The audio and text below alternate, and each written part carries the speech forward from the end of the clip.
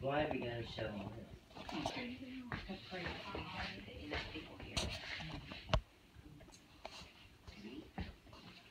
According to the National Center on Elder Abuse, on a report on www.healthandaging.org, the number of older adults who are abused is close to 5 million and rising. Elder abuse isn't spoken much about, and it is a serious epidemic in our society today. My name is Alicia Bonds, and I'm here today to talk to you about elder abuse, 2 types of elder abuse, warning signs, and how you can help prevent or stop abuse. My grandfather, who was a kind, gentle man, never spoke a bad word about anyone, lived his life in a God-fearing way, got old, as we all do. He started having accidents where he would fall or whatever. So eventually it led to the point where he couldn't, be himself. He couldn't walk. He was in a wheelchair. And one day he came to us after, seeing my grandmother and knew that she couldn't take care of him all by herself. He decided that he wanted us to place him in the VA home. So we did what he wanted. We placed him there, and we assumed that these people were going to take care of our loved one. They were going to make sure that he had everything that he needed. They couldn't possibly take care of him like we would, but we trusted them. We trusted that that's what they were going to do. And one day, visiting my grandfather, he tells us about being abused by someone that works there, which just blew us away, basically, because that's not what we expected. That's not what we were told. So that leads me to talk to you about the abuse that happens in nursing homes. While he was there, the abuse occurred there. He didn't want the person to get in trouble, so he never told anyone. So when we decided to take care of that, we removed him from the home and brought him home. And the abuse that occurs in nursing homes occurs more worldwide than people realize. A report found on www.huppy.com states that 44% of nursing home residents report abuse, and of that report, 29% is a physical abuse, 21% is a psychological abuse, and 7% is an actual sexual abuse.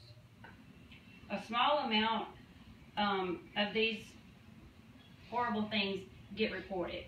They feel shame, they feel, sorrow, humiliation, so they don't tell anyone. They keep it to themselves. This brings me to the point of my grandmother.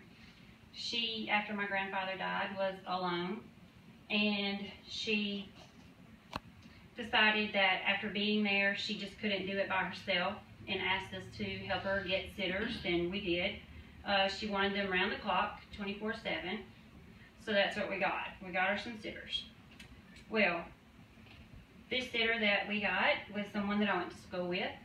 I knew her, trusted her. One day, my grandmother's acting kind of funny, so all of us family members start questioning her to find out, why. We assumed maybe just because of the death of my grandfather, she was struggling. 65 years is a long time to be with someone. So, after our questioning, we find out that she's being abused physically. Her money was being stolen. Items from her home were being stolen. At that point, we decided to get rid of this person. And eventually it didn't last too much longer before my grandmother passed away. So this leads me to the fact that elder abuse occurs in your home just as well as anywhere else. Caregivers, they get paid to take care of the elderly in their homes, our loved ones. And these people are sometimes referred to as senior sitters. As a report that I found on www.theguardian.com, out of 639 cases, half were older than 65. It is reported by the charity Help the Aged that as many as 500,000 elderly people may be neglected and abused in some way at any one time by caregivers or family members.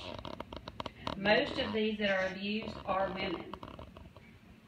According to Joe Rival's report on www.theguardian.com, Liam Bryan was quoted as saying, "It is clear from this report we need to enlist the help of everyone in society to be vigilant for signs of older people being abused at home. It is only together that we can tackle this shame in our society." Elder abuse is a growing epidemic, and it is our responsibility to help make a difference. By knowing some of these signs, we can help. According to www.aoa.gov, there are some warning signs that indicate abuse. Things such as burns, bruises, abrasions, withdrawal from everyday normal activities, unforeseen depression,